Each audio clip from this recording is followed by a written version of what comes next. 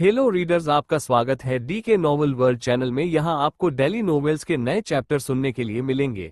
अगर आप हमारे चैनल पर नए हैं तो कृपया हमारे चैनल को सब्सक्राइब करो और हमारी वीडियो को लाइक करें।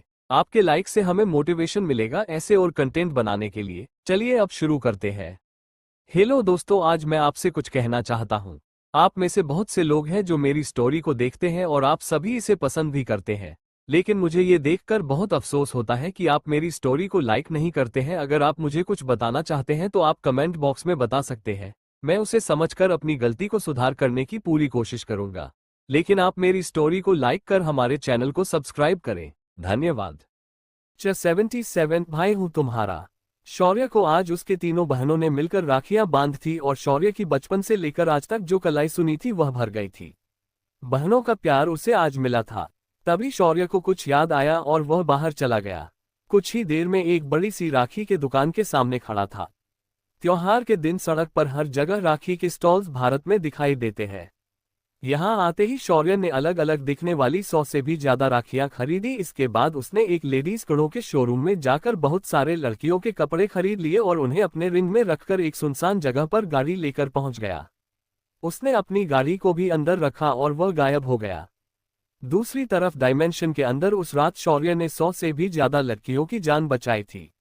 उसके बाद इन्हें इस डायमेंशन में भेज दिया गया था।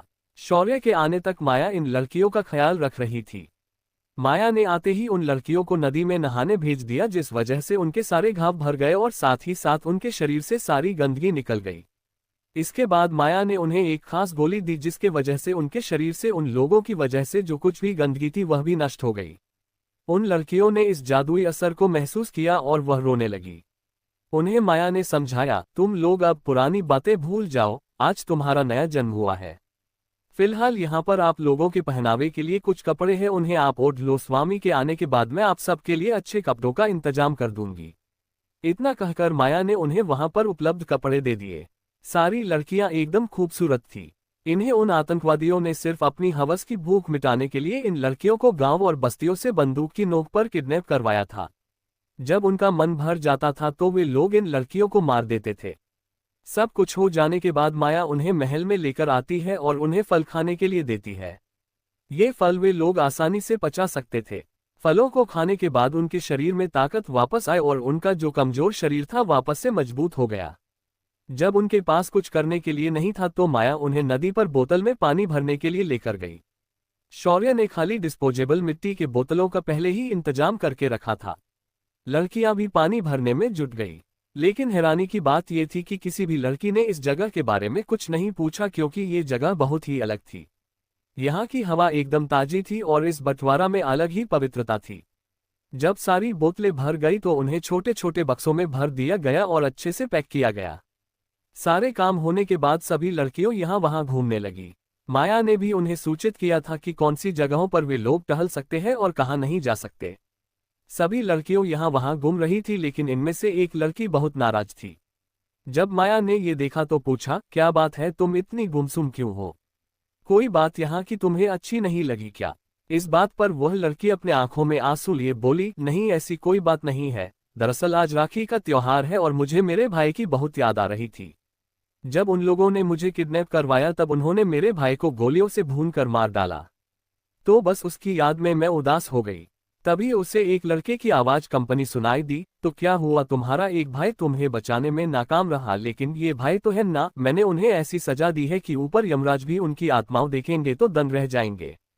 जब सभी लड़कियों ने ये आवाज सुनी तो वे सब उस आवाज को पहचान गई थी। वे इस आवाज को कैसे भूल सकती है? ये शौर्य की आवाज थी, उन्हें नया जीवन देने वाले की आवाज। सारी लड़कियां शौर्य को घेर कर खड़ी हो गई। कुछ लड़कियां जो दूर थी वे भी वहां आ पहुंची थी। उनके चेहरे पर एक खुशी थी जो शब्दों में बयां नहीं की जा सकती थी। शौर्य ने उन सबको देखकर कहा, तो मुझे लगता है आप लोगों को ये जगह बहुत पसंद आई होगी। यहाँ सब कुछ एकदम चमत्कारिक है। यहाँ का पानी भी एक दावा की तरह है। तो क्या आप लोग यहाँ रहना चाहेंगे? तभी एक लड़की बोली, सर अपने हमें नया जीवन और नई जगह दी है। इस जगह पर दूर दूर तक हमें परेशान करने वाला कोई नहीं है। मैं तो यहीं रहना पसंद करूंगी। ये बात सुनकर शौर्य मुस्कुराया और बोला, ये सब आप पर निर्भर है। मैं आपसे कोई भी जबरदस्ती नहीं करूंगा। वैसे भी मेरी इस जगह पर कोई नहीं रहता और कोई मेरी इजाजत के बगैर आ भी नहीं सकता।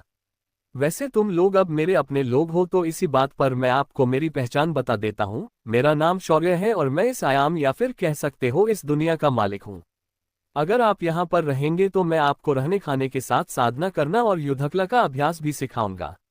जब आप मेरे जितने ताकतवर हो जाएंगे तो आप भी मेरी तरह उन बुरे लोगों को मार पाएंगे। इतना कहकर शौर्य चुप हो गया और उन लड़कियों के बोलने का इंतजार करने लगा।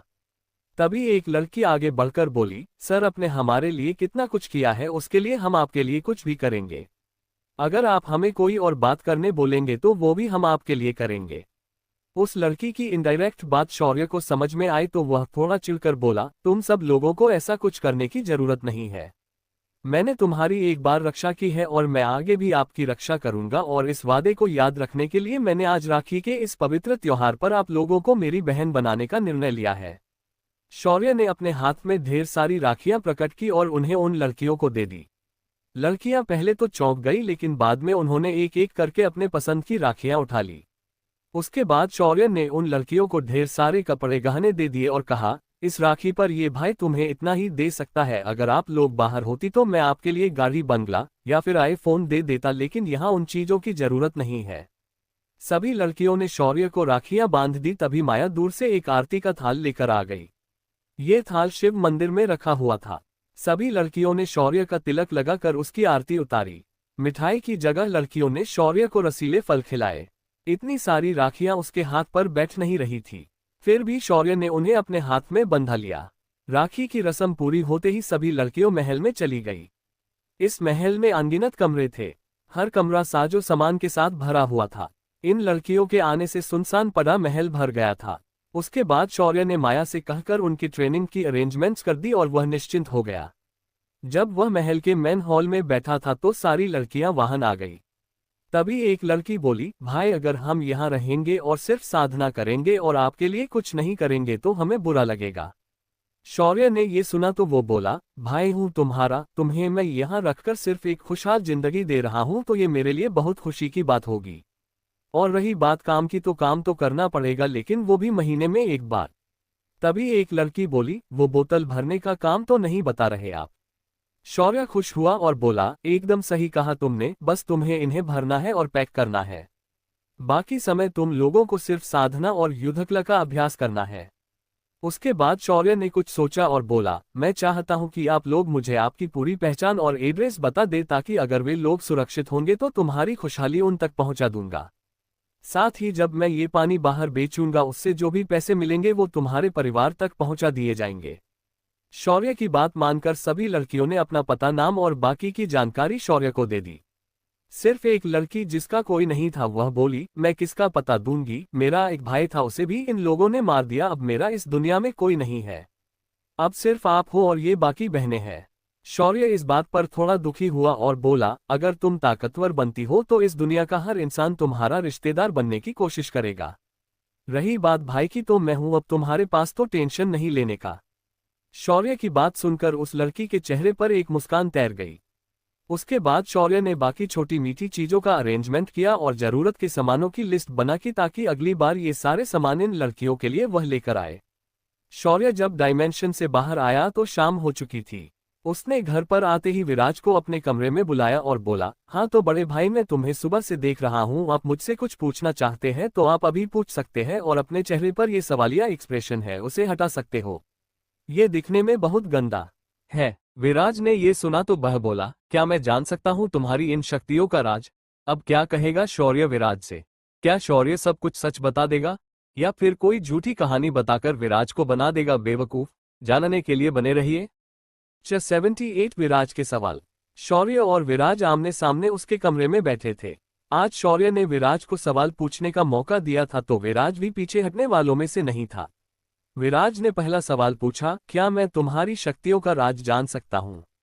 शौर्य ने ये सुना तो वह शांति से बोला, मैं एक साधक हूँ और युद्ध कला का अभ्यास करने वाला जानकार हूँ तो ये शक्तियाँ मुझे मेरी सिद्धियों से मिली है।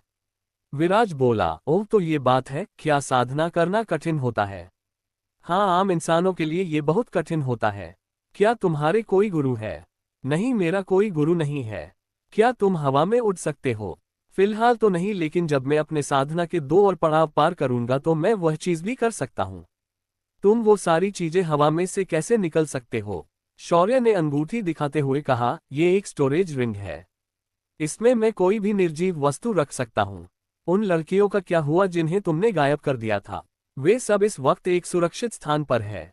वहां मेरे इजाजत के बिना कोई अंदर नहीं जा सकता। क्या साधक अमर होते हैं? नहीं, पर सामान्य चीजें उन्हें नहीं मार सकते। साधना के स्तर होते हैं क्या? हाँ, पहला मुख्य स्तर होता है कुंडलिनी साधना। इसमें आपको शरीर में छिपे 7 से चक्रों को जागृत करना होता है। इन्हें जागृत करते वक्त आपको अपनी कुंडलिनी शक्ति जो कि निष्क्रिय होती है उसे जरूर करना है। उसके बाद आध्यात्मिक ऊर्जा की मदद से तुम्हें उसे 7 चक्रों को भरना होता है। जब तुम 7 चक्र भर दोगे तो तुम्हें मेरे जितनी ताकत मिल जाएगी। इसके बाद का स्तर होता है संत स्तर, जहां आपको आत्मज्ञान की प्राप्ति होती है। एक योद्धा के लिए ये एक महत्वपूर्ण पड़ाव होता है। इसके बाद होता है संत अधिपति स्तर। इस स्तर पर पहुंचने के बाद आप कुछ भी कर सकते हैं। आप अपने एक इशारे से पूरे के पूरे पहाड़ को नष्ट कर सकते हैं। शौर्य ने सब कुछ शॉर्ट में एक्सप्लेन किया। तभी विराज ने अगला सवाल किया, संत अधिपति से आगे भी कोई स्तर होता है क्या? हाँ, उसके आगे भी कई स्तर होते हैं, लेकिन वे फिलहाल मेरी पहुंच से बाहर है। क्या कोई भी इंसान इसका अभ्यास कर सकता है? नहीं, हर कोई नहीं कर सकता। ये उनके शरीर की बनावट पर अवलंबित होता है। तुम्हारा शरीर ही देखो, तुम साधना कर तो सकते हो लेकिन तुम्हारी स्पीड कम रहेगी। उसके कुछ भौतिक कारण भी है, जैसे आज के वातावरण में आध्यात्मिक ऊर्जा नष्ट हो चुकी है, तो तुम साधना करने का प्रयास कर सकते हो पर उसमें सफल होना आसान नहीं है। क्या साधना और योग साधना अलग अलग है? हाँ, दोनों में अंतर है। साधना मूलतः आपके चक्रों को जागृत करने के लिए की जाती है। योग आपके शरीर और मन को एकाग्र करने के लिए होता है। साधना एक प्रकार की एडवांस योग साधना होती है। इसकी जानकारी सिर्फ कुछ गिने चुने प्राचीन साधकों के अखंडों में है। क्या साधक को ब्रह्मचर्य का पालन करना पड़ता है? अगर किया तो अच्छी बात है, लेकिन ये कंपलसरी नहीं होता। वो तुम्हारी तलवार खास है क्या जिसकी मदद से तुम उड़ पा रहे थे? तभी विराज के सामने एक बेहद खूबसूरत लड़की आई। उसका चाम विराज को मोहित कर रहा था। विराज का मुंह उसे देखकर खुला का खुला रह गया। विराज में मुंह को बंद करते हुए शौर्य उसे होश में लाकर बोलता है, ये मेरी तलवार है, इसे मैं ब्लड एम्प्रेस कहता हूँ। शुद्ध हिंदी में इसे रक्त सम्राज्ञी कहा जाता है, लेकिन अब मुझे ये नाम बड़ा लंबा चौड़ा लग रहा है। उसकी तलवार मुस्कुराते हुए विराज के पास गई और बोली, मास्टर, ये तो बहुत ज्यादा लाइफ एनर्जी से भरा हुआ है। तभी शौर्य बोला, ऐसा करने की सोचना भी मत, तुम अब वापस जा सकती हो। कुछ ही दिनों में मैं तुम्हें एक खास जगह ले जाऊंगा, तब तुम वहां जो चाहे वो कर सकती हो। शौर्य के इतना कहते ही तलवार गायब हो गई। शौर्य ने विराज को देखा और कहा, अगर तुम्हें ये भविष्य में दिखाई देती है और मैं आसपास न रहूं तो भाग जाना, वरना ये तुम्हारी सारी एनर्जी छीनकर तुम्हें खत्म कर सकती है। तभी विराज अपने गालों पर हाथ रखकर बोला, ये क्या बला है शौर्य? ये वो तलवार थी जिस पर हम बैठकर यहाँ वहां घूम रहे थे। बाप रे, मैं तो बाल बाल बच हूं। वैसे शौर्य, तुम वह सारी इंफॉर्मेशन कैसे निकल लेते हो लोगों के दिमाग से? ये मुझे प्राप्त एक सिद्धि है। मैं लोगों की मेमोरी को रीड करता हूं और उसे डिजिटल एनर्जी में कन्वर्ट करके तुम्हें दे देता हूं। तो क्या तुम मुझे भी साधना सिखा सकते हो? हाँ, पर अभी नहीं, फिलहाल तुम्हारे आर्मी ज्वाइन करने का इंतजार करना पड़ेगा।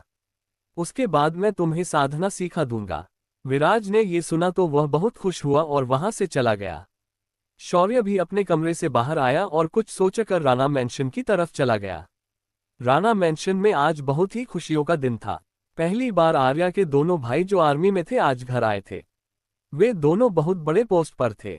आर्या का बड़ा भाई आरव सिंह राणा राइफल्स में लेफ्टिनेंट था और दूसरा भाई Aryan Singh para special force में मेजर रैंक पर था। जब शौर्य घर पर पहुंचा तो वे दोनों आर्या के साथ बैठकर गप्पे लड़ा रहे थे। उन्हें उनके दादाजी ने पहले ही बता दिया था कि शौर्य क्या कर सकता है और राजवीर के साथ उसने क्या किया था। ये दोनों भाई राजवीर को अच्छे से जानते थे। राष्ट्रीय राइफल्स का सबसे काबिल सोल्जर राजवीर ही था, लेकिन उसके साथ शौर्य एक बच्चे की तरह खेल रहा था। ये बात दोनों को अभी तक हजम नहीं हुई थी। शौर्य को देखकर आर्या तुरंत खड़ी हो गई और उसके पास जाकर उसे अपने भाइयों से मिलवाने लेकर सोफे के पास आ गई। शौर्य को देखकर दोनों भाई खड़े हो गए। तभी आरव अपना हाथ बढ़ाते हुए शौर्य के पास आया। शौर्य ने भी अपना हाथ आगे बढ़ाया और उससे हाथ मिला लिया। दोनों के हाथ मिलते ही आरव ने अपनी ताकत लगाकर जोर से हाथ को मसलने की कोशिश की, मगर शौर्य के हाथ टस से मस नहीं हुआ। तभी शौर्य ने अपनी एक उंगली से अपना दबाव बनाया और आरव का चेहरा लाल हो गया। उसने शौर्य का हाथ तुरंत छोड़ दिया और जबरदस्ती मुस्कुराते हुए पीछे हुआ। आर्यन ने भी ऐसा ही किया लेकिन वह भी कुछ नहीं कर पाया, लेकिन हाथ में दर्द लेकर पीछे हट गया। तभी शौर्य भी उनके पास बैठ गया और इधर उधर की बात करने लगा।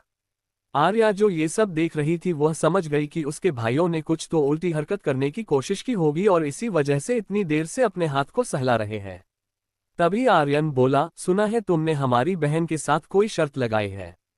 तभी शौर्य हंसते हुए बोला, आपकी बहन को उससे काबिल पति चाहिए था तो उस वक्त मुझे खुद को साबित करने के लिए उसके साथ शर्त लगानी पड़ी। वैसे भी मैंने तो शर्त जीत ली है। मैंने सिर्फ एक ऑक्शन में आपके बहन से ज्यादा पैसे कमा लिए हैं। तभी आर्या चिढ़ते हुए बोली, तुमने मेरे साथ चीटिंग की है, तुमने अपने एंटीक सीधा बेचे हैं। उन एंटीक को तुमने नहीं खरीदा था, तो यहाँ तुम्हारे पास सिर्फ प्रॉफिट ही होगा। इसे मैं बिजनेस नहीं मानती।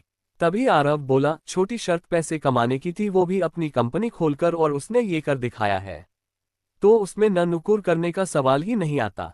आर्यन भी बोला, हाँ भाई, हमारे होने वाले जीजाजी ने तुम्हारे 3 साल पुराने बिजनेस को 3 दिन में हर दिया है। इससे ये साबित होता है कि वह बहुत काबिल है। और तुम्हारे लिए इन्होंने राजवीर को हराया और बड़े दादाजी का पर्दाफाश किया। अब इतना कोई अपनी होने वाली पत्नी के लिए करे और तब भी बीवी न माने तो ये गलत है। आर्या खिसियाते हुए बोली, तो तुम भी इससे मिल गए, मेरी शादी तो हो जाएगी लेकिन तुम्हारी शादियों का क्या। इस बात पर दोनों भाई शर्मा गए और आरव बोला, बहना सिर्फ कुछ दिनों की बात है, हमारी सर्विस खत्म होते ही हम शादी कर लेंगे। वैसे भी हमारी सगाई हो चुकी है। ये सुनकर आर्या शौर्य को देखते हुए बोली, ठीक है तुम शर्त जीत गए, लेकिन फिर भी तुम 1 साल से पहले मुझसे शादी नहीं कर सकते, ये बात तो तय है। तुम अभी भी शादी के लिए लायक नहीं हो। इसे सुनकर शौर्य बहुत कुछ बोलना चाहता था मगर वह खुद को रोककर बोला, हाँ ये तो कानून की वजह से है, लेकिन आज भी बाल विवाह होते हैं। अगर तुम्हें मैं गायब कर दूं तो फिर वहां कानून लागू नहीं होता। जब आर्या ने ये सुना तो वह शर्मा गई और उसका चेहरा लाल हो गया। शौर्य को जीत का एहसास हुआ और वह मुस्कुराते हुए खड़ा हो गया और दादा से मिलने अंदर चला गया। शौर्य के जाते ही दोनों भाई बोले, ये पहला लड़का है जो इस नक्सली को चुप करा दिया। सही हुआ इसके साथ। तभी आर्यन को उनके मेजर जनरल का कॉल आया। दूसरी तरफ से जनरल बोले, मेजर आर्यन, तुम्हें एक लड़के को ट्रैक करना है और उसे रविवार को होने वाले एसएसबी के एग्जाम के दिन उसे सीधा एस्कॉर्ट करके हमारे बसे पर लाना होगा। यस सर, मैं ये तो कर लूंगा। टारगेट की इन्फॉर्मेशन क्या मुझे मिल सकती है? तुम्हारे टारगेट का नाम शौर्य है और वह तुम्हारे शहर से है।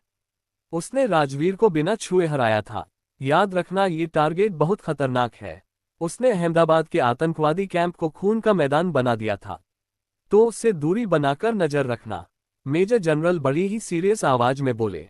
ये सुनते ही आर्यन बोला, सर अगर मैं कहूं कि वो टारगेट पहले ही मेरे घर पर आया है और वह मेरा होने वाला जीजा है तो क्या ये मिशन फिर भी मुझे ही करना पड़ेगा?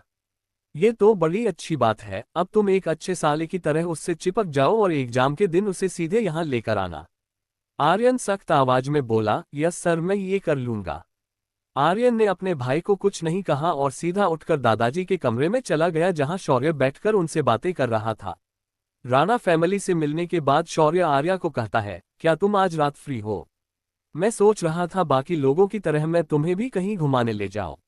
जब आर्या ने ये सुना तो वह बोली, आज वैसे तो मैं फ्री हूं पर तुम मुझे कहाँ लेकर जाने वाले हो?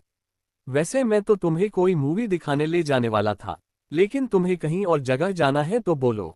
मेरी इच्छा तो हवा में उड़ने की है लेकिन तुम पूरी नहीं कर पाओगे। चलो पहले मूवी देखते हैं, फिर ढेर सारी चटपटी चीजें खाएंगे और फिर घर वापस आ जाएंगे। शौर्य इस बात पर मुस्कुराया और कुछ नहीं बोला।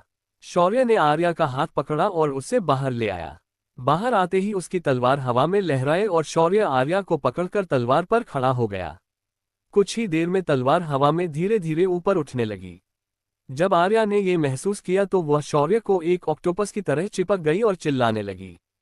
तभी शौर्य उसके कान में बोला, अरे अभी तो तुम कह रही थी ना आसमान में उड़ना है, तो लो हम आसमान में उड़ रहे हैं। आर्या ये सुनते ही शौर्य की आंखों में देखकर बोली, पहले बता देते तो तुम्हारा कुछ नहीं बिगड़ता। शौर्य जोर से हंसने लगा और बोला, मैं बोलने पर विश्वास नहीं रखता, सिर्फ करने पर विश्वास रखता हूं माय डियर वाइफ। चल झूठे, तुम बस चांस मारना चाहते हो, तो क्या मैं समझूं कि ये मेरा चांस है? विराज ने उसे चिढ़ाते हुए कहा। ये बात सुनकर आर्या शर्म से पानी पानी हो गई। उसने आगे कुछ नहीं कहा और शौर्य और जोर से पकड़ लिया। शौर्य इसके बाद आर्या को आसमान की सैर करते हुए शहर के ऊपर से घुमाते हुए उसे अलग अलग खूबसूरत जगहों पर ले गया। उसके बाद वे दोनों एक थिएटर में मूवी दिखाने ले गया और उसके बाद उसे चाट और बाकी चटपटी चीजें खाने के लिए ले गया। शौर्य की ये पहली डेट थी तो उससे भी इतना ज्यादा एक्सपीरियंस नहीं था। दोनों रात भर घूमकर घर आए। अगले 3 दिनों तक शौर्य ने बाकी कुछ नहीं किया। वह सुबह उठकर कॉलेज जाता, फिर अपने ऑफिस और उसके बाद डायमेंशन में चला जाता। इस दौरान देश में काफी बदलाव आए थे। देश के अंदर इस बार बहुत शांति थी। कई अनसुलझे केस क्लोज हो चुके थे। शौर्य ने चीफ की मदद से उन लड़कियों के घरवालों को ढूंढकर कुछ रकम भेज दी। इस बात को शौर्य ने उन लड़कियों तक भी पहुंचा दी थी। इन 3 दिनों के दौरान कशिश ने एक फैक्ट्री की जगह ढूंढकर वहां पर शौर्य के डिजाइन के हिसाब से एक प्लांट लगवा दिया। आखिरी दिन उसने पहली 1000 बोतल जनरल पांडे को भेज दी और अपनी दावा को मार्केट में बेचने के लिए रेडी कर लिया। आज रविवार का दिन था जो उसके एग्जाम का दिन था। शौर्य तैयार होकर असेसमेंट ग्राउंड पहुंच गया। उसके वहां पहुंचते ही ड्यूटी पर खड़े जवान अलर्ट हो गए और कुछ ही मिनटों में आर्यन वहां पर आ गया। उसके साथ कई स्पेशल फोर्स के सैनिक थे। उन्होंने आते ही शौर्य को देखा और उसको घेर कर खड़े हो गए। ये क्या करने जा रहा था आर्यन शौर्य के साथ? क्या उसका मिशन बदल गया था? क्या आर्मी शौर्य को गिरफ्तार करना चाहती है? क्या होगा आगे, जानने के लिए बने रहिए। 79 आर्मी में स्वागत। एसएसबी एग्जाम के दिन शौर्य को आर्यन और उसकी टीम ने घेर लिया और उसे अंडरग्राउंड पर जाने से रोका। शौर्य ने सवालिया नजरों से अपने साले को देखा तो आर्यन तुरंत बोल पड़ा, जीजू मेरा मतलब है शौर्य, तुम्हें सिर्फ यहाँ पर अटेंडेंस लगानी थी, बाकी की टेस्ट सीधा हमारे स्पेशल फोर्सेस के बेस पर होगी, इसीलिए हम आपको लेने आए हैं। ओह तो ये बात है, ठीक है तो फिर अब चले। शौर्य ने कुछ समझकर अपना सिर हाँ में हिला दिया। कुछ ही दूरी पर एक आर्मी हेलीकॉप्टर रुका हुआ था। सभी लोग शौर्य के साथ उसमें बैठकर तुरंत निकल गए। आधे घंटे तक उत्तर दिशा की ओर ट्रैवल करने के बाद पाक बॉर्डर के पास दूर दूर तक फैले रेगिस्तान में शौर्य को लाया गया। ये पैरा यूनिट 6 का बेस था। यहाँ पर रॉ chief general Pandey, general Shergill, general Shekhawat ऐसे बड़े ऑफिसर्स और सीडीएस खुद मौजूद थे। जब शौर्य हेलीकॉप्टर से नीचे उतारा तो उसको देखकर सभी उच्च अधिकारी हैरान थे। शौर्य सिर्फ 20 साल का लड़का था। उसकी कद काठी काफी अच्छी थी मगर उसके चेहरे से मासूमियत अभी भी अच्छे झलक रही थी। उन्हें यकीन नहीं हो रहा था कि ये वही लड़का है जिसने अहमदाबाद टेरर कैंप को अकेले निस्तनाबूद कर दिया था। सभी दिमाग में उस रात वाला सीन फीस रिपीट होने लगा। जब सभी अधिकारियों ने उस सीन को अपने सिर में रिपीट किया तो अपना सिर झटकते हुए शौर्य को ध्यान से देखने लगे। तभी वहां के टेस्ट के इंचार्ज एज आए और खड़ी आवाज में बोले, रिक्रूट शौर्य, तुम्हारी बेसिक ट्रेनिंग नहीं होगी, तुम्हें सीधा स्पेशल फोर्स की ट्रेनिंग के लिए चुना गया है, लेकिन उससे पहले तुम्हें अपनी काबिलियत साबित करनी होगी। तुम्हारी काबिलियत तय करेगी कि तुम्हें स्पेशल फोर्स में कौन सी रैंक मिलेगी। तुम्हारे सामने उस ग्राउंड पर एक टेररिस्ट कैंप का सेटअप है। तुम्हें वहां से कुछ बंदियों को छुड़ाना है। उसके लिए तुम्हारे पास सिर्फ 5 मिनट है। शौर्य ने हाँ में अपनी गर्दन हिलाई और उस कैंप को ध्यान से देखा और एक दौड़ने की पोजीशन ले ली। तभी वह इंचार्ज बोला, रिक्रूट शौर्य, तुम्हें अपने हथियार को साथ लेना चाहिए, तुम बिना हथियार के दुश्मन को कैसे हरा पाओगे। तभी शौर्य ने वहीं टेबल पर वर के हथियार को देखा और अपना सिर हिला दिया। फिर वह नीचे झुका और अंडे के आकार का पत्थर उठा लिया। उसने फिर एक बार इंचार्ज को देखा और सवाल किया, ऐसा कोई नियम नहीं है न कि मुझे उसे सामने जाकर मारना है और बंदियों को छुड़ाना है। नहीं, ऐसा कोई नियम नहीं है, तुम्हें बस उन बंदियों को छुड़ाना है, वो भी सभी आतंकवादियों के बीच से, ट्रेनर ने सख्त आवाज में कहा। शौर्य ने फिर अपने हाथ में और 5 पठार उठाए और एक पठार फेंकने की पोजीशन में खड़ा हो गया। ट्रेनर ने ये देखा तो पीछे बैरक की ओर देखा। बहाने जनरल ने सिर्फ अपना सिर हाँ में हिला दिया। ट्रेनर ने तुरंत अपने हाथ का क्लैपर बजा दिया। क्लैपर की आवाज खत्म होती उससे पहले ही 5 एक के बाद एक धमाके सुनाई दिए और सामने लगी दीवारों को पार करके सारे पत्थर उन आतंकवादियों के पुतलों में धंस चुके थे। उसके बाद शौर्य आराम से अंदर गया और 3 बंदियों को छुड़ाकर बाहर लेकर आया। उसने ये सब सिर्फ 1 मिनट में पूरा किया था। ये एक है हाईएस्ट रिकॉर्ड बन चुका था। शौर्य ने ट्रेनर को देखा और पूछा, क्या मुझे सिर्फ इतना ही करना है? ट्रेनर, जिसका मुंह अभी तक खुला था, वह सदमे से बाहर आया और बोला, रिक्रूट शौर्य, तुम्हारी पहली टेस्ट खत्म हो चुकी है। अगली टेस्ट तुम्हारी दम रखने की क्षमता को जांचेगी। तुम्हें पीठ पर 75 किलो के वजन को उठाकर 5 किलोमीटर की दौड़ को 20 मिनट में पूरा करना है। शौर्य ने वहीं पर रखे बोरों को देखा तो उसने जाकर 2 बोरे कंधे पर उठा लिए और अपनी स्टार्टिंग लाइन पर खड़ा हो गया। ट्रेनर उसे इतने आराम से खड़ा देखा तो वह हैरान था, क्योंकि वह एक बोरा 75 किलो का था। इस वक्त शौर्य 150 किलो के वजन को उठाकर खड़ा था। तभी ट्रेनर एक बार फिर बैरक की ओर देखा। उसे इस बार भी हाँ का इशारा मिला, तो उसने क्लैपर बजा दिया। शौर्य ने भी उन बोरों को कसके पकड़ा और दौड़ लगा दी।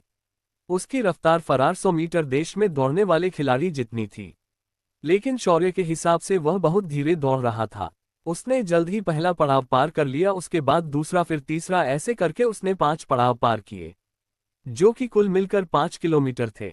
जब वह रुका तो उसके शरीर पर पसीने की एक बूंद भी नहीं थी, न तो उसकी सांसें तेज हो गई थी। उसने राउंड खत्म होते ही उन बोरों को ऐसे फेंक दिया जैसे कोई गेंद हो। उसके बाद इंचार्ज शौर्य से बोला, तुम्हारी अगली टेस्ट तुम्हारी ताकत को जांचेगी। तुम्हें उन बड़े टायर्स को पलटते हुए 1 किलोमीटर का ट्रैक पूरा करना है। शौर्य ने उस बड़े टायर को देखा तो उसके पास गया और उसे एक लात मार दी। उसकी लात पड़ते ही वह बड़ा सा टायर किसी फुटबॉल की तरह हवा में उछाल गया और 1 किलोमीटर दूर जाकर गिर गया। फिर शौर्य ने उबासी लेते हुए इंचार्ज से कहा, आपके पास मेरी ताकत और मेरी काबिलियत जांचने के लिए सही औजार और मायने नहीं है।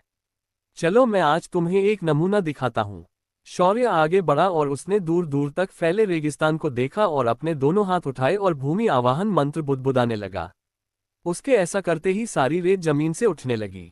कुछ ही समय में सभी ने देखा कि जमीन पर 1 किलोमीटर परिसर में फैली सारी रेत जमीन से कई मीटर ऊपर एक लाइन में तैर रही थी, मानो हवा में ही रेगिस्तान बन गया हो। शौर्य फिर बैरक की ओर देखा और जोर से बोला, चीफ आपको पता है कि मैं कौन हूं, तो इन खिलौनों से मुझे जांचना बंद कर दीजिए। ये सुनकर चीफ ने अपना सिर हिलाया और बोले, हाँ तुमने सही कहा, तुम्हें इन आम इंसानों के आधार पर नहीं जांचा जाना चाहिए। इतना कहकर चीफ और अन्य उच्च अधिकारी शौर्य के सामने आए। सीडीएस ने शौर्य को देखा और बोले, जवान तुम कुछ ज्यादा ही काबिल हो।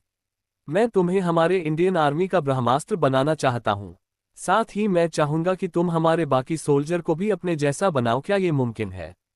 शौर्य ने हाँ में अपनी गर्दन हिलाए और बोला, मैं आपका ब्रह्मास्त्र तो बनूंगा, लेकिन मुझे लोगों द्वारा मिशन के दौरान ये कहना कि ये पॉलिटिक है, ये सेंसिटिव है, ये किसी धर्म विशेष से जुड़ा है या फिर ये इसका बेटा है, ये मंत्री है, ये कहकर मुझे रोक न जाए। और मैं भी एक बात बता दूं कि अगर मैंने कोई मिशन ले लिया तो उस पर सिर्फ मेरा अंतिम निर्णय होगा। और रही बात इंटरनेशनल रिलेशन की, तो उसकी चिंता आप मिशन के साथ ही छोड़ दिया कीजिए।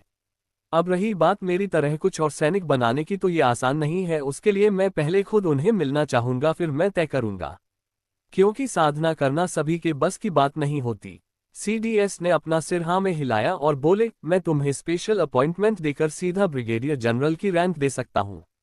तुम इस वक्त के सबसे जवान सैनिक होगे ये रैंक पाने वाले। रही बात सैनिक चुनने की, तो आने वाले स्वतंत्रता दिन जो कि अगले हफ्ते है, उस दिन तुम खुद उन्हें दिल्ली आकर सेलेक्ट कर लेना। इस दिन बेस्ट से बेस्ट सोल्जर को बुलाया जाता है। शौर्य ने भी उनकी बात मानी और उन्हें एक सैल्यूट मार दिया। तभी वह इंचार्ज बेस कैंप के अंदर गया और एक लेटर ऑफ अपॉइंटमेंट और साथ ही यूनिफॉर्म और कुछ सामान जैसे शौर्य की आइडेंटिटी कार्ड, उसकी वेपन लाइसेंस, उसके जूते वगैरह लेकर आया। शौर्य को उन्होंने सामान दे दिया और एक सैल्यूट कर दिया। शौर्य ने भी उन्हें एक सैल्यूट किया और फिर बाकी लोगों को भी एक एक सैल्यूट करके वह बेस कैंप में चला गया। अंदर आते ही उसने आर्यन की देखा और बोला, मेजर आर्यन, मुझे लगता है कि आप बहुत अलसी हुए हैं, तो कल से आपकी ट्रेनिंग मेरे अंडर होगी। आपका ब्रिगेडियर जनरल होने के नाते ये मेरा फर्ज है कि तुम्हें फिट रखा जाए। आर्यन ने ये सुना तो वह पहले हैरान हो गया, पर जब उसकी नज़र शौर्य के हाथ में पकड़े यूनिफॉर्म पर पड़ी तो वह चौंक कर खड़ा हुआ और उसने एक जोरदार सैल्यूट किया। उसके ऐसा करते ही उसके साथी भी खड़े हुए और उन्होंने शौर्य को सैल्यूट किया। शौर्य इसे देखकर हंस पड़ा और बोला, बस बस साले साहब, इतनी भी रिस्पेक्ट मत दो, वरना आपकी बहन समझेगी कि मैं आपको बेवजह परेशान करता हूं। इसे सुनकर आर्यन शर्माया और बोला, क्या आप भी जीजू? तभी शौर्य बोला, क्या नसीब पाया है मैंने, मुझे साली तो नहीं दी लेकिन शर्माने वाला साल जरूर दिया है। ये बात सुनकर आर्यन के टीममेट भी हंस पड़े। तभी कमरे का दरवाजा खुला और चीफ अंदर आ गए। चीफ जामवाल को देखकर शौर्य ने एक सैल्यूट किया और बोला, तो दादाजी अब क्या आदेश है? चीफ ने ये सुना तो वह मुस्कुराए और बोले, फिलहाल तो तुमने सब कुछ शांत कर दिया है, और इन्फॉर्मेशन के हिसाब से हमने इस्लामाबाद, कराची और बलूचिस्तान एरिया में हमारे सारे एजेंट्स को एक्टिव कर दिया है। लेकिन रह रह कर मुझे ये समझ नहीं आ रहा कि जब भी मैं कोई ऑर्डर देता हूं तो वह इंटरसेप्ट हो रही है। कोई तो है जो हमारी ऑर्गेनाइजेशन के अंदर है पर मुझे मिल नहीं रहा। तभी शौर्य ने उनसे संदिग्ध लोगों के नाम पूछे और चीफ ने सारे नाम बता दिए। यहां तक कि उनके ऑफिस में काम करने वाले टेक्नीशियन का भी नाम बताया। शौर्य ने उनके नामों को सिस्टम से कहकर उनकी सारी कुंडली निकाली। तभी उसकी नज़र एक लड़के पर पड़ी। ये एक डबल एजेंट था और सारी बातें यही लीक करता था। शौर्य ने चीफ को देखा और बोला, अविनाश को लेकर कल आप द्वारिका आ जाना, मैं आपको उस धोखेबाज का नाम बता दूंगा। चीफ ने ये सुना तो उन्हें अविनाश पर शक हुआ, लेकिन शौर्य ने तो उन्हें ऐसा कुछ नहीं कहा था। अगले दिन की प्लानिंग करके चीफ वहां से निकल गए। शौर्य अब अपना यूनिफॉर्म पहन लिया और खुद को ध्यान से देखने लगा। उस यूनिफॉर्म को पहनते ही उसके अंदर की योद्धा की आत्मा हिचकोले लेने लगी। उसे अपने अंदर एक नई ऊर्जा संचारित होते हुए महसूस हुई। शौर्य आज बहुत खुश था तो उसने अपना मोबाइल निकाला और एक सेल्फी ली और आर्या और उसके तीनों बहनों को भेज दी। उसके बाद वह यूनिफॉर्म पहनकर यहाँ वहाँ थोड़ा घुमा और वहाँ के मेजर जनरल से सारी जानकारी ली। उसके बाद अब उसके पास फिलहाल करने के लिए कुछ नहीं था तो वह आर्यन को लेकर वहां से द्वारिका के लिए निकल गया। जब वह लौटा तो शाम हो चुकी थी। आते ही वह अपने घर पर पहुंचा और दादी के तस्वीर के आने जाकर उसने एक सैल्यूट किया और बोला, देखा दादी, मैं आज असली वाला सैनिक बन गया हूं। काश ये दिन देखने के लिए आप यहाँ होती। देखो तुम्हारा ये पोता आज सबसे काबिल इंसान बन गया है, वो भी सभी के नाक के नीचे। आज तुम्हारे पोते को हर कोई अपना मानता है, लेकिन इस स्वार्थी दुनिया में आपकी तरह निस्वार्थ प्रेम करने वाला कोई नहीं है।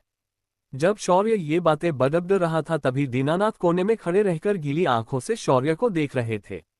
बाकी परिवार की तरह उसने भी ये मौका खो दिया था जिससे वह शौर्य को अपनाने पर शौर्य उसे भी अपना ले। अपनी दादी से कुछ देर तक बात करने के बाद वह अपने कमरे में आया और उसने अपनी यूनिफॉर्म उतारकर अलमारी में रंग दी और एक गहरी सांस लेकर खुद से बोला, कराची वालों, धमाके के लिए तैयार रहना, मैं जल्द ही तुमसे मिलने आऊंगा। इतना कहकर शौर्य पाने कपड़े बदलकर घर से बाहर आ गया। आज रविवार का दिन था तो द्वारिका में आज मंदिर में बहुत भीड़ थी। मंदिर में पहुंचकर शौर्य दर्शन लेने के लिए लाइन में खड़ा हो गया। तभी उसके पीछे से एक लड़की की आवाज आई, युद्ध के देवता के वारिस को कब से कतार में खड़े रहने की जरूरत पड़ने लगी। ये द्वारकाधीश का मंदिर है, यहाँ स्वयं श्री कृष्ण रहते ही तो आप सीधा अंदर जाएं और दर्शन कर ले। जब शौर्य ने ये सुना तो वह चौंककर पीछे मुड़ा तो देखा एक बहुत ही खूबसूरत और मासूम सी शक्ल वाली लड़की जिसने थोड़े पुराने जमाने का पहनावा किया था और उसके कान में हेडफोन लगाया हुआ था, मगर उसकी आंखें सिर्फ शौर्य को निहार रही थी। शौर्य ने उसे देखकर महसूस किया कि वह बहुत शक्तिशाली है। शौर्य उसके सामने एक चींटी की तरह था। शौर्य ने अपने डर को काबू किया और बोला, मुझे क्षमा कीजिए देवी, लेकिन मैंने आपको पहचाना नहीं है। कृपया अपना परिचय दीजिए। ये बात सुनकर वह लड़की हंसने लगी और बोली, युद्ध के देवता का वारिस इतना विनम्र कैसे हो सकता है? भाई तेरा घमंड कहाँ गया? या फिर तुझे माया ने अच्छे से ट्रेनिंग नहीं दी? या फिर तेरी वह कृत्रिम आत्मा जो अभी तुझसे जुड़ी है उसने तुझे कुछ नहीं बताया? ये सुनकर शौर्य के पैरों तले जमीन खिसक गई। वह तुरंत वहां से भागने के फिराक में था, लेकिन उसने देखा कि इस लड़की से उसे कोई खतरा नहीं है, तो वह बिना कुछ बोले उस लड़की को घूरने लगा। शौर्य के इस हरकत पर वह लड़की सीरियस होकर बोली, मैं देवलोक से एक संदेशा लेकर तुमसे मिलने आई हूँ। मेरा नाम चित्रांगदा है। आज के समय मैं देवी रति की शिष्या हूँ। शौर्य ने इस बात पर अपन सिर हिलाया और बोला, क्या संदेश है मेरे लिए? ये सुनकर वह लड़की बोली, तुम सीधा बात पर आ गए। कितने बोरिंग इंसान हो तुम, इतनी खूबसूरत बला को देखकर कम से कम चाय के लिए ही पूछ लेते। ये आजकल के जवान लड़के बिल्कुल भी रोमांटिक नहीं है। शौर्य ने जब ये सुना तो वह मुस्कुराया और उस लड़की को मंदिर के बाहर बनी एक टपरी पर लेकर आ गया। वहां पर आते ही चित्रांगदा ने चाय का स्वाद लिया और फिर बोली, कई सालों बाद मैंने ये स्वाद चखा है भाई, मजा आ गया। वैसे तो तुमने मेरे कहने से पहले ही कुछ चीजों को खत्म कर दिया है, फिर भी मैं तुम्हें थोड़ा डिटेल में बता देती हूँ। शौर्य के कान तुरंत खड़े हो गए और वह ध्यान से चित्रांगदा की बातें सुनने के लिए रेडी हो गया। तभी कुछ दिलफेक आशिक चित्रांगदा को देखकर वहां पर आ गए। शौर्य के अचानक माथा ठनक गया और वे लोग कुछ हरकत करते उससे पहले ही उसने अपनी बंदूक निकली और टेबल पर रख दी और एक नज़र उन तरकियों को देखा। वे लोग तुरंत उसका इशारा समझ गए और वहां से भाग गए। तभी शौर्य चित्रांगदा को बोला, देवी क्या आप अब मुझे वह संदेश बताएंगी? तभी चित्रांगदा बिंदास अंदाज में बोली, अरे ये क्या बात हुई, मैं यहाँ उसी काम के सिलसिले में आई हूँ तो संदेश तो तुम्हें बताकर ही जाऊंगी ना। शौर्य उसकी फालतू की बातें सुनकर शौर्य मन ही मन उसे कह रहा था, अरे मेरी माँ तो बताना जल्दी, कल राजस्थान जाना है। अब क्या होगा आगे? क्या चित्रांगदा शौर्य को संदेश देगी या फिर उसे बातों में उलझाए रखेगी? आखिर क्या है इस संदेश में और किसने भेजा है ये संदेश? जानने के लिए बने रहिए। चैटी कलियुग का कली और फॉर्मूला चोर। शौर्य आज चाय की टपरी पर बैठा उसके सामने बैठी अप्सरा जैसी खूबसूरत लड़की की चपड़ चपड़ बातें सुन रहा था। उसकी बातों का न तो कोई सिर था न पैर। कुछ देर उसकी बकवास बातें सुनकर शौर्य झल्लाते हुए बोल पड़ा, अरे ओ देवलोक की मैडम, अब जरा मुद्दे की बात करोगी या फिर कह देना वापस जाकर उस संदेश भेजने वाले को कि मैंने उसका जो संदेशा है वह ठुकरा दिया है, और अगर उन्होंने इसका कारण पूछा तो उन्हें कह देना कि संदेश देने के लिए अगली बार किसी दिमाग से संतुलित और शांत इंसान को भेजे। इतना कहकर शौर्य उठ खड़ा हुआ और वहां से जाने लगा। जब चित्रांगदा ने शौर्य की बात सुनी तो वह लगभग अपनी जगह पर गिर पड़ी, क्योंकि जो लड़का उसे इतनी देर से देवी कहकर बहुत रिस्पेक्ट दे रहा था उसने सीधा 180 डिग्री का टर्न मारा और वह एक अलग ही इंसान बन गया। तभी चित्रांगदा को याद आया कि उसे ये संदेश किसने और क्यों दिया है। उसे सोचकर ही उसके हाथ पैर ठंडे हो गए और वह झट से खड़ी होकर शौर्य से माफी मांगते हुए बोली, युद्ध के देवता के वारिस शौर्य, मैं आपसे माफी मांगती हूँ। मुझे क्षमा करें, मैं बस बातों में बह गई थी। मुझे ये संदेश मेरे पिता के स्वामी भगवान ब्रह्मदेव ने भेजा है। जब शौर्य ने ब्रह्मदेव के बारे में सुना तो वो चौंक गया और बोला, आप ये क्या बोल रही है? भला ब्रह्मदेव मुझे क्यों कांटेक्ट करेंगे? मैं तो एक मामूली सा बच्चा हूँ। तभी चित्रांगदा बोली, नहीं ऐसा बिल्कुल नहीं है, उन्होंने आपके लिए ये संदेश खास भेजा है।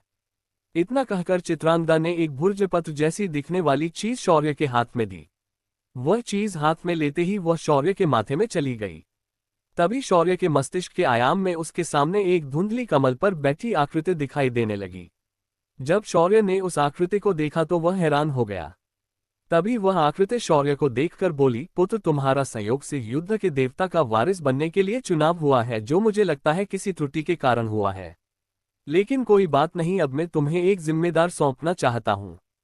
तभी आत्मारूपी शौर्य उनके सामने खड़े रहकर बोला, वैसे आप कौन है और आप ये किस तकनीक का इस्तेमाल कर रहे हैं? शौर्य का सवाल सुनकर वह आकृति मुस्कुराए और बोली, मेरा नाम तो मुझे पता नहीं है, पर मुझे लोग ब्रह्मदेव कहते हैं। वैसे तो तुम्हारी दुनिया में मुझे अलग अलग रूपों में दिखाया गया है, और ये जो तकनीक है इसे देवत्व प्राप्त होने पर तुम भी इस्तेमाल कर सकते हो।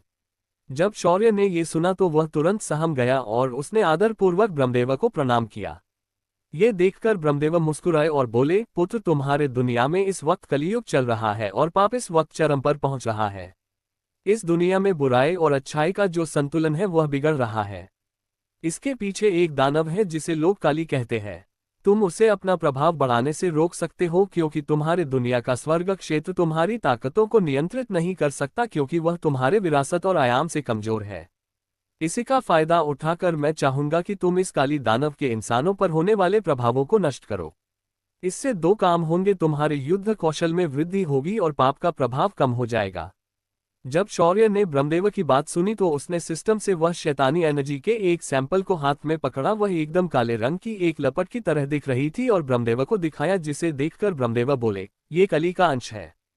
कली अपनी शक्ति से लोगों को प्रभावित करता है और उन प्रभावित लोगों को बुराई को बढ़ाने कहता है। तुम्हें ऐसे ही लोगों को ढूंढकर खत्म करना होगा, वरना इस युग में दानवों का इस दुनिया में आगमन समय से पहले हो सकता है। जब शौर्य ने ये सुना तो उसने हाँ में अपना सिर हिलाया और ब्रह्मदेव को आश्वासन देते हुए कहा, ब्रह्मदेव, मैं आपके आज्ञा का पालन करूंगा और इस बुरी शक्ति को इस दुनिया से खत्म कर दूंगा। तभी ब्रह्मदेव शौर्य की बात पर बहुत खुश हुए और बोले, मैं आशा करता हूं कि इस समस्या को तुम जल्द से जल्द खत्म करके सिमरलोक पहुंच जाओगे। शौर्य ने जब ये सुना तो उसने तपाक से ब्रह्मदेव से पूछा, भगवान, ये स्मारलोक क्या है? तभी ब्रह्मदेव बोले, इतनी भी क्या जल्दी है, जब वक्त आएगा तो तुम्हें पता चल हो जाएगा। तभी शौर्य बोला, अगर वक्त आने पर पता चलने वाला था तो मेरे सामने उसकी बात करने की क्या जरूरत थी? अब तो आपको बताना ही पड़ेगा। ये सुनकर ब्रह्मदेव के ओंठों के कोने हिलने लगे और उन्होंने कुछ नहीं कहा और गायब हो गए। अगले ही पल शौर्य वापस से चित्रांगदा के सामने खड़ा था। उसने चित्रांगदा को देखा तो वह बोला, तुम देवलोक के लोगों को सामने वाले इंसान को सस्पेंस में रखने की आदत है क्या? तुम कोई भी बात सीधे बता क्यों नहीं पाते और तो और आधी अधूरी बातें बोलकर सामने वाले को फोकट का परेश कर देते हो? ये सुनकर चित्रांगदा बेमन से मुस्कुराया और बोली, ऐसी कोई बात नहीं है। बस कुछ बातें समय आने पर पता चली तो अच्छी होती है। जब शौर्य ने ये सुना तो उसका गुस्सा और बढ़ गया। वह मन में बड़बड़ाया लगा, कोई बात समय आने पर ही क्यों पता चलनी चाहिए, और अगर उसे समय आने पर पता चलना ही है तो उसकी हिंट पहले ही क्यों देते हो? सस्पेंस में ही मरवाओगे क्या इस इंसान को? जब शौर्य गुस्से से उबाल रहा था तभी चित्रांगदा बोली, क्या मैं माया से मिल सकती हूँ? हजारों साल हो गए उससे मिले हुए, क्या आप उसे बाहर बुला सकते हो? उसकी बात सुनते ही शौर्य ने खुद को शांत किया और बोला, हाँ मैं तुम्हें मिलवा सकता हूँ। इतना कहकर शौर्य ने अपने मन से माया को कांटेक्ट किया और उसे बाहर बुला लिया। कुछ ही सेकंड्स में माया एक सुनसान जगह पर प्रकट हुई और सीधे उस चाय की टपरी पर पहुंच गई। उसके आते ही और ज्यादा मनचले वहां पर मंडराने लगे। इसे देखकर शौर्य का सिर चकराने लगा और वह तुरंत वहां से उठकर उन दोनों को लेकर अपने विला पहुंच गया। यहाँ वह बहुत दिनों बाद आया था। उसने आते ही उन्हें अंदर छोड़ दिया और खुद वापस मंदिर चला आया। इस बार उसने अपनी साधना शक्ति का इस्तेमाल करके भगवान श्री कृष्ण का दर्शन किया और बाहर आ गया। तभी शौर्य को कशिश का फोन आता है। उधर से कशिश घबराते हुए बोल रही थी, सर हमारे मेडिसिन का फॉर्मूला मांगने के लिए कई सारे लोग मुझे फोन कर रहे हैं और एक साउथ एशिया की कंपनी ने तो मुझे सीधा धमकी दी है। सर मुझे बहुत डर लग रहा है, आप जल्द यहाँ पर आ जाए। जब शौर्य ने ये सुना तो उसने अपना सिर खुजा लिया और बोला, मैं कुछ ही देर में वहां पर पहुंच रहा हूँ। शौर्य को अच्छे से पता था जिस दिन उसकी दवा मार्केट में आएगी उस दिन से उसके पीछे दुनिया की सारी ताकतें पड़ जाएगी। जब शौर्य अपने मेडिसिन की कंपनी पर पहुंचा तो उसने देखा कि कशिश और कुछ सीनियर मैनेजमेंट के लोग वहां पर मौजूद थे। शौर्य ने उस दवा को अपने नाम पर पेटेंट करवा रखा था और इस दवा का कोई स्पेशल फॉर्मूला भी नहीं था। यहाँ पर शौर्य सिर्फ उसके डायमेंशन का पानी उन्हें बोतलों में पैक करके चिपका रहा था।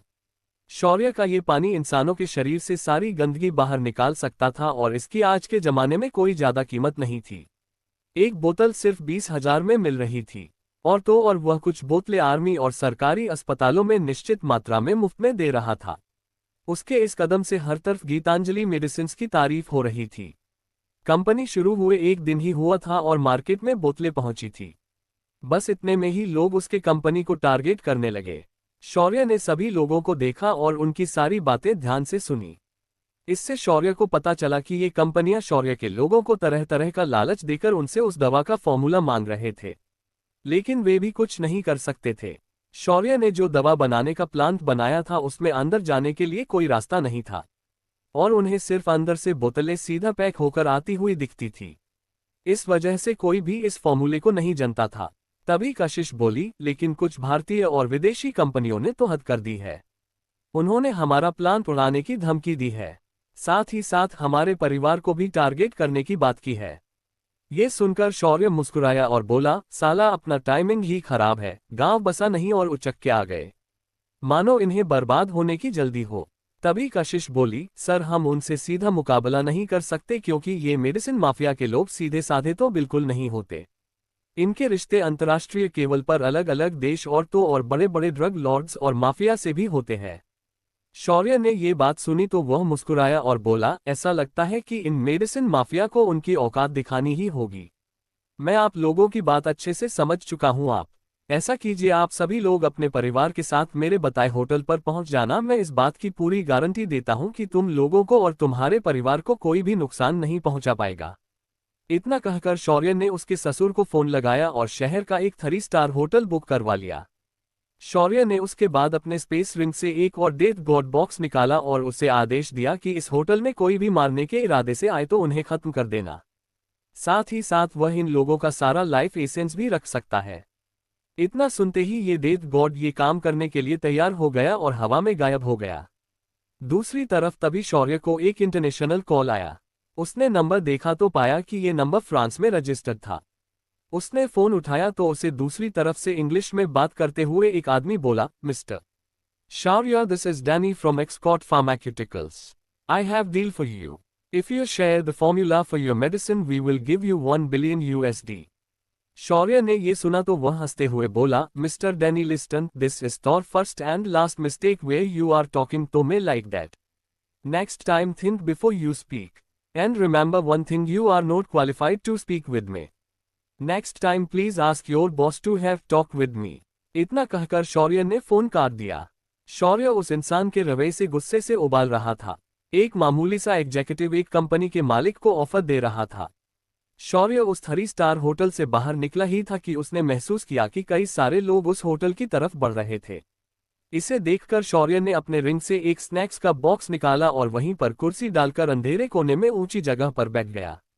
तभी उसकी तलवार बाहर आए और बोली, मास्टर आप इतने सारे लोगों का लाइफ एसेंस उस बक्से को कैसे देकर वेस्ट कर रहे हैं? मुझे बताइए क्या करना है, मैं इन्हें मार कर जाऊंगी, बस मुझे भी थोड़ा लाइफ एसेंस दे देना। इसे सुनकर शौर्य की भौं सिकुड़ गई और बोला, क्या तुम्हें इसके अलावा कुछ और नहीं सूझता? ठीक है, मैं तुम्हें एक मौका देता हूं। तुम आज डेथ गॉड बॉक्स के साथ कंपीट करोगी। यहां पर आने वाले लोगों की संख्या कुल मिलाकर 85 है। तुम दोनों में से जो ज्यादा इन किलर्स को मारेगा उसे वह लाइफ एसेंस मिल जाएगा। मास्टर आप तो बड़े चालाक निकले, इसे कहते हैं एक वार और 3 निशाने। तभी शौर्य बोला, ये ऐसा नहीं है, एक घाव और 2 टुकड़े ये सही मुहावरा है। शौर्य की बात सुनकर रक्त सम्राज्ञी हंसते हुए एकदम मादक आवाज में बोली, मास्टर आप तो बड़े स्मार्ट है। मैं इसी बात पर सबसे ज्यादा लोगों को खत्म करने की कोशिश करूंगी। इतना कहकर उसकी तलवार हवा में गायब हो गई। अगले 5 मिनट तक कुछ हलचल नहीं हुए, लेकिन उसके बाद उन कातिलों की चीखें शौर्य के कानों तक गूंज गई। उस होटल के आसपास कई लाशें गिरी थी और डेथ गॉड अपनी शिकार को गिनकर बगल में जमा कर रहा था ताकि आराम से बैठकर इनका लाइफ एसेंस एब्जॉर्ब कर सके। दूसरी तरफ तलवार ने उन लोगों को मरते ही उनका लाइफ एसेंस सोख लिया था। वहां पर हर तरफ लाशें गिरी हुई थी। इन लाशों पर उन्हें बेरहमी से काटने के निशान साफ दिखाई दे रहे थे। जब शौर्य ने भी अपने स्नैक्स चबाते हुए उन लाशों की गिनती की तो उसे पता चला कि उसके तलवार ने सबसे ज्यादा लोगों को मारा था। आज रात इन कातिलों के लिए सबसे डरावनी रात थी। उन्हें तो उनकी मौत आने के बाद भी पता नहीं चला कि उन्हें किसने मारा था। उन सभी के चेहरों पर कंफ्यूजन साफ दिखाई दे रहा था। तभी शौर्य बड़बड़ाया, बेचारे कंफ्यूजन में मर गए। इतना कहकर शौर्य उठकर वहां से चला गया। शिखा भी आज इसी होटल पर रुकी थी। वह अब भी शौर्य से नफरत करती थी। वह उस होटल के कमरे के खिड़की से बाहर देख रही थी। तभी उसने वह भयावह मंजर देखा। इसमें एक मुंह ढका हुआ आदमी और एक औरत लोगों को गाजर मूली की तरह काटे जा रहे थे। उसके बाद उसने देखा कि शौर्य के पास जाकर ये दोनों खड़े हो गए और उन्होंने शौर्य के सामने उन लाशों के ढेर को गिना और पाया कि तलवार ने सबसे अधिक लोग मारे थे। कौन था जिसने शौर्य के पास काम कर रहे लोगों पर हमला करवाया था? क्या मोड़ लेगी शौर्य की रोलर कोस्टर वाली लाइफ? क्या शौर्य ये सब होते हुए छुपकर बैठ जाएगा या देगा मुंहतोड़ जवाब? इन सभी सवालों के जवाब जानने के लिए बने रहिए।